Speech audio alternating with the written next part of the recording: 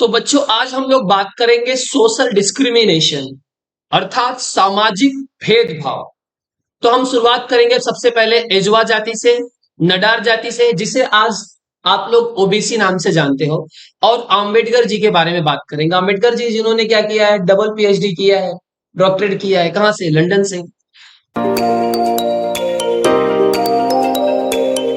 तो हम लोग सबसे पहले शुरुआत करेंगे नांगेली से, जो एक एजवा जाति की महिला है। ये बात शुरू होती है तब 19 सेंचुरी की बात है ये, जब त्रवणकोर किंगडम, ये केरल का एक स्थान है, केरल किंगडम में है। त्रवणकोर किंगडम जो है वो केरल के अंदर ही आता है। तो वहां पर एक प्रथा थी, 19 सेंचुरी से प्रथा चलते आ रही थी। और प्रथा क्या थी कि जो लोअर कास्ट, जो छोटी जाति के लोग थे, जिसमें मैं बात करूं कि अगर मैं फीमेल और मेल की, अगर कोई भी फीमेल, ये आपका त्रवणकोर दिख रहा होगा आपको मैप में, तो फीमेल जो भी थी उनको ब्रेस्ट टैक्स लगता था और मेल को क्या लगता था, हेड टैक्स। अगर महिलाएं अपने शरीर के ऊपरी हिस्से में कोई भी कपड़ा पहनती हैं तो उन्हें क्या लगता था, ब्रेस्ट टैक्स। और कोई पुरुष अपने सर के ऊपर पगड़ी या साफा कुछ भी अगर पहनता था तो उसे क्या लगता था, हेड टैक्स। जैसे देखो आज के डेट में आप लोगों ने कैप लगाया है, अब कल कर कोई आकर के बोले, मोदी जी बोले, ओ भाई साहब आपने क्या किया है, कैप लगाया है, चलिए टैक्स भरिए, कैसा लगेगा। तो मेल का तो एक बार समझ में आता है, लेकिन ये थोड़ा भी सुनने में भी नहीं अच्छा लग रहा है। लेकिन क्या कर सकते हैं, पहले सब ऐसे सामाजिक भेदभाव चलते रहे। तो उसमें क्या था कि अगर कोई भी महिला अपने ऊपर, मतलब अपने ऊपरी हिस्से में कोई भी कपड़ा पहनती है तो उसे ब्रेस्ट टैक्स पे करना पड़ेगा।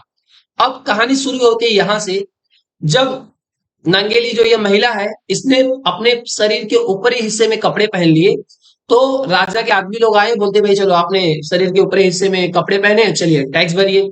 तो इसने बोला कि नहीं, मैं टैक्स नहीं भरूंगी, इसने डिनाई कर दिया। तो जब ये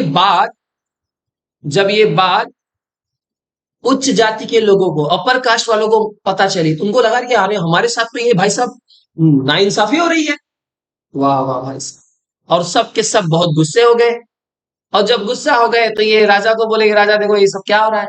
और राजा इनके दबाव में काम कर रहे थे, तो राजा ने अपने आदमियों को भेजा, बोला जा और उससे टैक्स कलेक्ट करके लेकर के आओ।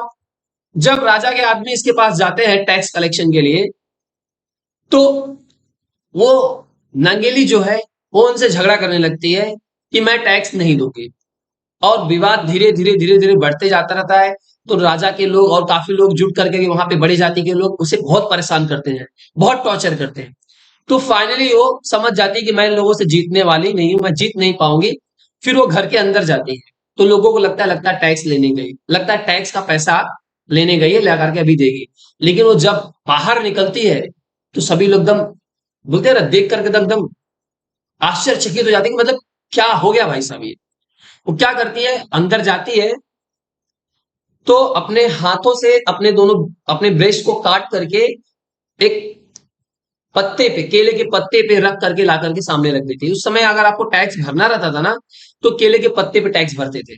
और इसको देखने के बाद सब लोग एकदम पागल जैसे हो गए, और इतना खून बहा, इतना खून बहा कि उसकी वहीं पे क्या हो गई, मृत्यु हो गई। आप ये देख सकते हो स्टोरी वाइज में कैसे किया गया है कि आज भी लोग नांगेली की पूजा करते हैं। आपको दिख रहा होगा यहाँ पे डायग्राम, यहाँ पे जो छोटी जाति के लोग हैं, एजवा जाति के लोग हैं, आज उसकी क्या करते हैं, पूजा करते हैं, उसकी मूर्ति बना दी गई है यहाँ पे।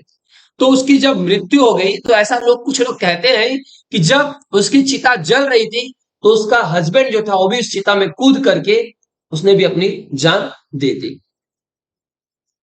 तो उसके बाद एक बहुत बड़ा रिवोल्ट, बहुत बड़ा प्रोटेस्ट हुआ, बहुत बड़ा विरोध हुआ, सभी जनता एकदम नाराज हो गई।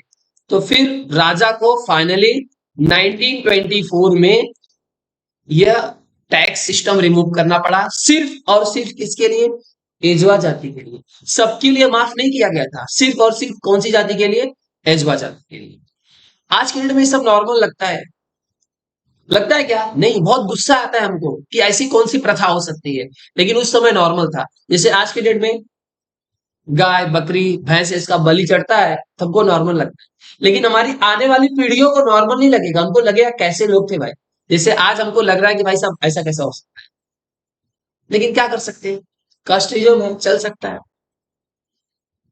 और ये घटना घटने के बाद जो नडार जाति की जो महिलाएं थी, उनको लगा कि अगर हमको पूरे अपने शरीर पे कपड़े पहनने हैं तो हमको अपना धर्म परिवर्तन करना होगा, और वो लोग क्रिश्चियनिटी की तरफ बढ़ने लगे।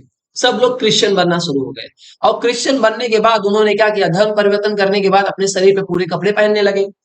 लेकिन बात यहीं पे खत्म नहीं होती है। जो उच्च जाति के लोग थे, उन्होंने देखा अरे ये तो नडार जाति से अपना धर्म परिवर्तन करके क्रिश्चियन बन करके आप पूरे शरीर पे कपड़े पहन रहे हैं।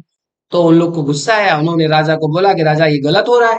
तो राजा ने क्या किया, ऐसी दो महिलाएं जिन्होंने अपने शरीर पे पूरे कपड़े पहने थे, उनको, जिन्होंने टैक्स नहीं भरा, उनको फांसी पे चढ़ा। तो जब जैसे ही दो औरतें फांसी पे चढ़ गई, फिर से वही क्या हुआ, फिर से हंगामा हुआ, विरोध हुआ। तो फिर राजा ने क्या किया, नडार जाति के लिए टैक्स माफ कर दिया। तो फाइनली 1924 में इसकी शुरुआत हुई कि धीरे धीरे छोटे छोटे जातियों के लिए टैक्स सिस्टम क्या किया गया, खत्म किया गया। आई होप सो आपको ये वीडियो समझा होगा। अगर वीडियो समझा होगा तो प्लीज चैनल को सब्सक्राइब कर लीजिएगा। Thank you so much for watching this video.